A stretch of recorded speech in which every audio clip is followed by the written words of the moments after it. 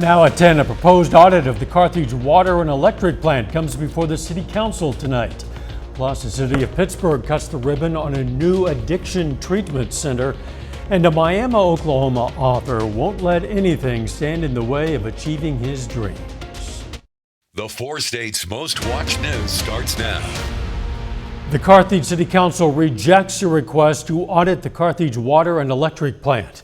This is KOAM News at 10. I'm Dow Quick. The audit request was turned down in a 6-1 vote. Councilmember Alan Snow believes the call for an audit on CWEP cast doubt on the organization and called for it to be rejected. Councilmember Tiffany Kosey disagreed with the audit as well because she believes it would cost too much. It's a public utility, so it's a city-owned utility. We are connected with budgets and that kind of thing. So that's the city council's responsibility to make sure that everything is the way it needs to be. Mayor Rive says the audit was requested by the Missouri Attorney General Andrew Bailey. It's been hot out there. Let's check in with Chief Meteorologist Doug Heddy. Yeah, another hot day for us today. In fact, near record highs. We hit 99 this afternoon. Started at 73, well above our average high of 88 degrees. So 11 degrees above that. And the record set back in 1954 of 103. Going outside now, still, it's warm, it's muggy. We're sitting into lower 80s, pretty much lower 80s across the board. Eventually, we'll back down into lower 70s later on tonight, but a very warm, very muggy night. So let's look at our temperatures as we go into the next couple days. Tomorrow, we're going to do it again, mid to upper 90s. Thursday, we're going to do it again, mid to upper 90s. But watch this temperature shift right here. That's a cold front that is going to head in. That's going to do 2 things for us. 1, give us chances for rain, and 2, start to cool us down as we head into the holiday weekend. Any rain out there now staying well to our north, so a pretty quiet night, of course. We're going to look into the holiday weekend here in just a bit. So, there's a new facility in Pittsburgh aiming to treat addiction. Crawford County Mental Health Center celebrated the opening of the new addiction treatment center with a ribbon cutting ceremony today. The new center will have 24-hour bed space for addiction, social detox, and crisis stabilization. It'll also provide continuity of care for individuals who remain under the care of the same clinicians. Really a push to treat the client rather than the disorder. In addition to that, what we're doing is the same-day access program is being placed in the building next to us. So when people come in for services, it doesn't matter what service they come in for, they can be seen that day and potentially come in and receive some level of care. That new center is located at the Richard H. Pfeiffer Recovery Complex. The Missouri Governor and First Lady today hosted a celebration with, you know her, the one and only Dolly Parton. The event marked the statewide expansion of Parton's Imagination Library, the Entertainers Project, which provides families with 5 books each month from the time a child is born until they reach the age of 5. Governor Parson and his wife attended the event to show their support for the program. Missouri became the 14th state to commit to a statewide program just after Kansas, which signed on last year. It's never too early to start learning, especially about our planet.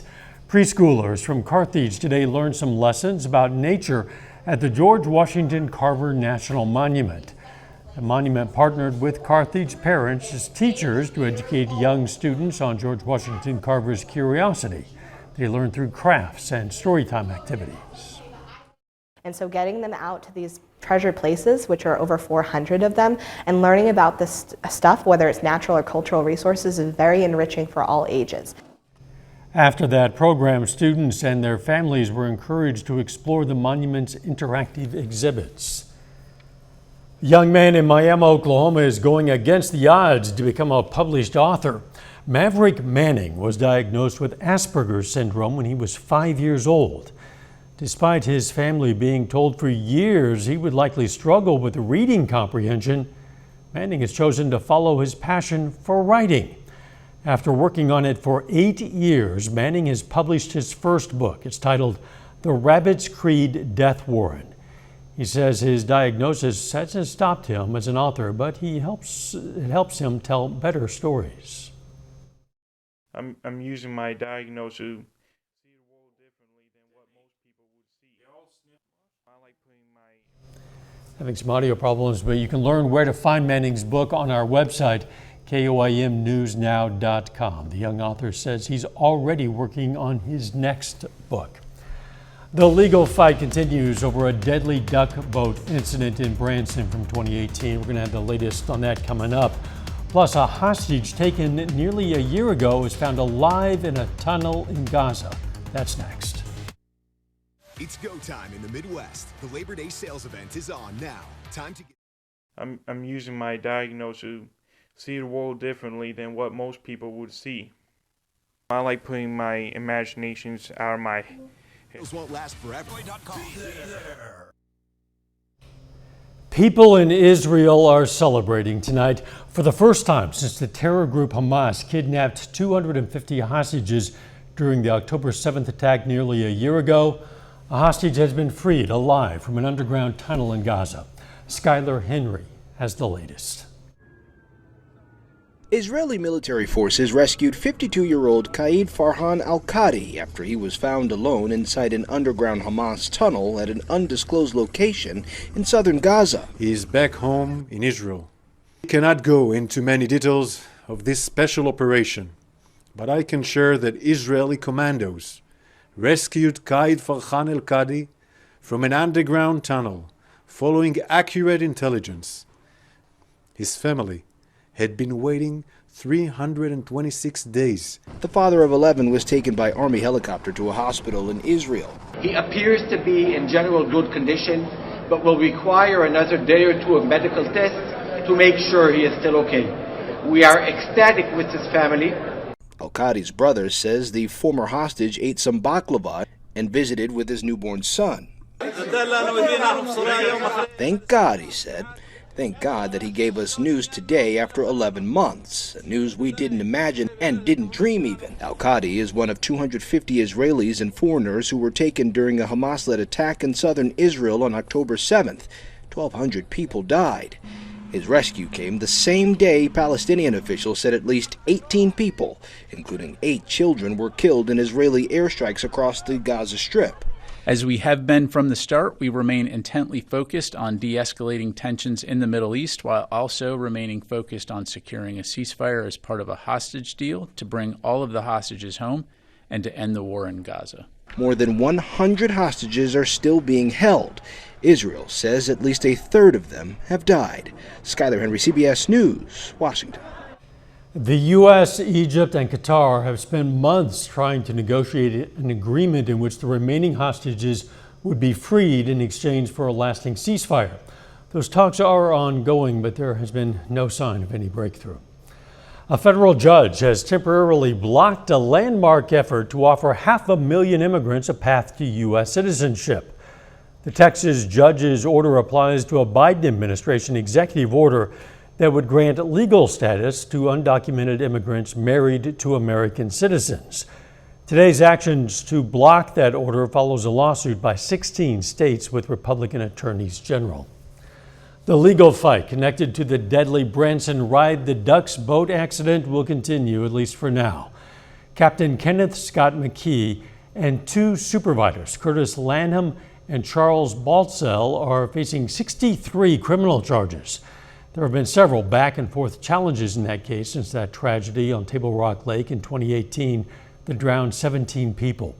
Today, a hearing was scheduled for October 11th to discuss the defense's motion to dismiss. The attorney is arguing the state's attorney general's office has, quote, exceeded its authority to prosecute. If that motion fails, a preliminary hearing will happen in March of next year. Missouri Planned Parenthood facilities are fighting back against a new law to kick them off the federal Medicaid health insurance program. The organization filed legal challenges to the law with the Missouri Administrative Hearing Commission. The law bans Medicaid funding from going to Planned Parenthood, which could reimburse them for services to low-income patients such as pap smears and cancer screenings. Arkansas also has a law banning Medicaid funding for that organization. Both sides of the abortion debate have filed last-minute legal challenges in the Show Me State. The issue is whether a proposal to amend Missouri's constitution to protect abortion rights will go before voters. Missouri banned almost all abortion access following the overturning of Roe v. Wade, but a campaign to restore abortion access in the state is pushing a constitutional amendment that would guarantee the right to the procedure. Courts have until September 10th to make changes to the November ballot. Hearings in the case have not yet been scheduled, but a lawsuit filed by the Abortion Rights Campaign is set to go to trial on September 4th. The next KOAM flag swap is tomorrow. We're going to be set up at Westco Home Furnishings in Pittsburgh on 2601 South Broadway from noon to 1:30. Stop by with your old American flag and swap it out for a brand new American-made flag. Old flags will be retired according to the U.S. Flag Code, as always. Be sure and show up early as the number of flags is limited. A little bit later, a new study reveals a rise in heat-related deaths over the past decade. And the heat is going to stick around as we go for into the next couple days. We're going to look at that coming up. Ashley. Well, it definitely turned out to be a hot one for us today. Temperatures near 100 across the region. Very warm, very muggy. The humidity could be worse. So, I guess that's the bright side. But the heat is going to stick around over the next couple days. It looks good on our Indigo Sky Casino and Resort. Temperatures mainly are sitting lower 80s across the board. So it's very warm, it's muggy. We're only going to drop back into lower 70s as we go through the overnight hours. Here's our dew points, which measure humidity in the air in a degree fashion, sitting into the mid 60s. So what does that mean when you put it to a scale? It means it feels sticky outside, about 65. Once you get 70, 75, you get really into that muggy, that soupiness across the area. So we really have three things to focus on. We have the heat that's going to stick around the next couple days, then a cold front with rain chances, and of course, your holiday weekend forecast. So let's get into it. By morning, lower 70s. By noon, we jump into lower 90s. We should top out very similar to today, 96, 97 degrees. Very slight chance for an isolated storm. If we get any that form, they'll really kind of just fizzle apart once we lose the heating of the day. Most of you will end up staying dry. Very hot tomorrow. 72 to start, 90 by noon. High temp, 97 degrees with that slight chance for an isolated thunderstorm. The heat index is going to be up there as well. Heat indices, the way it feels to your skin, near 100 for us tomorrow. Let's jump into Thursday, near 100 once again. So it is going to be hot. It is going to be humid as we get into the next couple days. Not extreme heat, but we're kind of pushing it. Also, we are going to start to see some changes with some rain chances increasing. We're dry right now, but you can see thunderstorms along north of I-70. They're going to stay to the north tonight, but we're watching a little upper level wave, Texas, combining with a little wave in New Mexico, and that will give us some energy, some chances for showers and thunderstorms as a cold front's going to drag in by the time we get into Thursday. So let's look at Thursday. Much of the same. Start lower 70s, mid to upper 90s in the afternoon, but we're going to track thunderstorms to our north and to our west Thursday night. So here's 3 a.m. on Friday. Driving in, hit and miss storms to start your day, and then once we get into Friday afternoon, scattered thunderstorms across the region. But notice the temperatures. We're sitting into the mid 80s, so a cold front drags through and drags in that cooler air. Friday night, scattered thunderstorms again into Saturday morning, scattered thunderstorms again Saturday afternoon. Still temperatures pretty good, lower 80s. But if you're heading to Stockton, Grand Lake, Table Rock, Beaver Lake, Bull Shoals, we are going to be having scattered thunderstorms on Friday and Saturday. But after that point in time, the weekend is shaping up pretty good for the rest of the holiday. Rainfall amounts, we got to see where these heavier bands are going to line up. And a lot of areas will pick up half an inch to an inch with the showers and thunderstorms from Thursday night into Saturday evening. But look at our temps. 84 Saturday, 87 on Sunday. Not too bad for the unofficial end of summertime and the beginning of September. 96 Thursday, 86 on Friday, not bad. 84 on Saturday. Sunday and Monday, the better 2 days of the holiday weekend. Labor Day itself, partly sunny, high temp, 84 degrees. I would like to see that trend continue beyond the 10 days. Well, on the graphic. yeah, I know. The 80s all next week. Pretty good. Yeah, sounds nice. Thanks, Doug. There has been an alarming rise in the number of heat-related deaths over the past decade nationwide. According to a new study published in JAMA, heat was blamed for 412 deaths in the U.S. in 2014 and more than 2,300 last year. The study found a downward trend between 1999 and 2014 before that significant spike over the next 9 years. Researchers expect this increase to continue and say local governments in high-risk areas should invest in cooling centers for the public. Still ahead, several members of the Joplin Outlaws are named to the Mid-American League All-Star team, and a former Joplin Eagle makes the 53-man roster for the New York Jets. John Dales has those stories and more up next.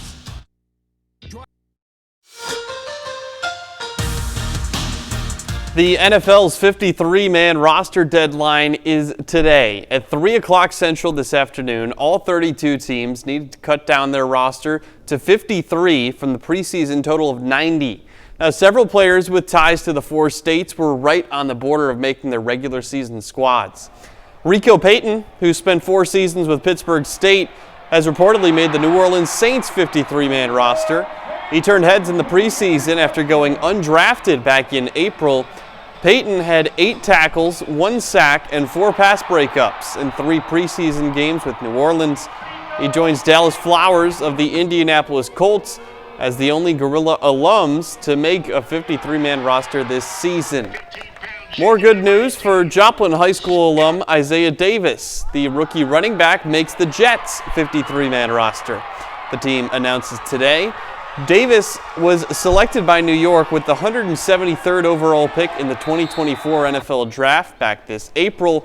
He was the Gatorade Player of the Year in the state of Missouri as a senior with Joplin High School in 2019. Missouri Southern football plays its first game of the 2024 season on the road at Midwestern State this Thursday night. The Lions released their 2-deep depth chart today. Now here are the expected offensive starters for the Lions in their first game. No surprise to see Luke Sampson and Joplin High School alum Nathan Glades heading the backfield. Halim Dixon-King, who's a transfer from Delaware State, along with Draper Parker, who only played 3 games last year. Those 2 lead the way at wide receiver. Then, no surprise to see All-MIAA performer Deontay Campbell in at tight end. Lions are going to be a lot younger on defense. Defensive end Solomono Fetuau missed most of last season with an injury, but he returns to anchor that defensive line in 2024. Colton Bass, Zach Bergman, and Peyton McKee, the 3 of them round out the linebacker room. The Lions don't have a ton of experience at defensive back, at least not with this team. Jordan Ledet played in 11 games for the Lions a year ago, but Stephon Black, Mason Rumsey, and Chris Williams, the 3 of them have played a combined 4 games for MSSU entering this Thursday. The Mid-America Baseball League announces its 2024 All-Star team this afternoon. Several members of the Joplin Outlaws are represented. St. Louis native C.J. Sapicki is the left fielder on the All-Star team. This comes after he was named playoff MVP. Drake Lee from Central Oklahoma is the All-Star catcher. Southeast Arkansas sophomore Eric Heiken, one of 2 relief pitchers in the league to receive All-Star honors. Carl Junction native and current Pittsburgh State Gorilla Lucas Van Landuit is one of 4 starting pitchers named to the All-Star team, and he's joined by Xavier Fossbender from Missouri Baptist. He pitched along with playing in the field and hitting, but Fossbender is an All-Star as a starting pitcher. Carl Junction hosting a volleyball jamboree tonight, and we'll start with Webb City, who's there taking on Mount Vernon. The Lady Cardinals up on the Mountaineers. We're looking to claw back, but Adeline Maxwell slams it down. Cards take that match 2-1. Later on, district championship rematch. Lady Bulldogs taking on the Cardinals. Long rally in this one here, but Jaylee Van Beesler finishes it up to put the Cardinals on top 1-0. Here come the Bulldogs, though. That was a strong team last year. Looking like the same this time around. Nice save by Jocelyn Wingert. Keeps CJ alive. Cardinals end up putting a little bit too much power on that ball. Sail out of play. Final set, Bulldogs serve it. Returned by Webb City, but big block here from CJ. Jaden Howard then bumps it to Deshae Berge. She calls game. Carl Junction defeats Cardinals 2-1. Bulldogs on the road Tuesday to take on Kickapoo. Cardinals hit the road to Clever. Back to those two NFL players that I mentioned. Very different paths for both of them. Rico Payton started as an undrafted free agent, and Isaiah Davis, he was drafted, but both of them worked their way onto the team. And how exciting is it to see them now with the prospect of an NFL career ahead? We'll see how it goes from here. We'll be right back. A section of this parking lot is soon going to become a bull riding ring. Bullfest at the Lake is coming to the Wolf Creek Park in Grove, Oklahoma. The event busts out of the chute at 4 p.m. on Friday. Features bull riding, live music, food trucks, beer gardens, a lot more. For organizers, the event provides a way to expand their capacity for entertainment on and off the lake. And Grand Lake is always known if you have a boat. We have to reach out broader than that, right? I mean, my vision is only probably 10% of Americans own a boat. That's a small portion of Americans. So if we bring these events where you can see them from the land, you can play with them on the land, you can do things on the land, that brings other people inside that you don't have to have a pontoon boat. Hey, head on over to KOIMNewsNow.com where we've provided more information, including ticket prices and where you can buy those tickets. You put the soil on the pavement and it's easier to clean up afterwards. It's true. Could be mud though, because we're going to be dodging some storms as we head into Labor Day. I know, but thunderstorms on Friday and then into Saturday morning, then some additional ones Saturday evening. After that point in time, the rest of the holiday weekend is looking pretty good. Final sports note. Pittsburgh State Volleyball starts its season in about a week and a half tomorrow. We're going to hear from the Gorillas as they prepare for that. This is an exciting time of year. A lot of big things coming up in sports. Thanks for joining us. Don't forget the morning show starts at 5 a.m. and let's make it a great tomorrow.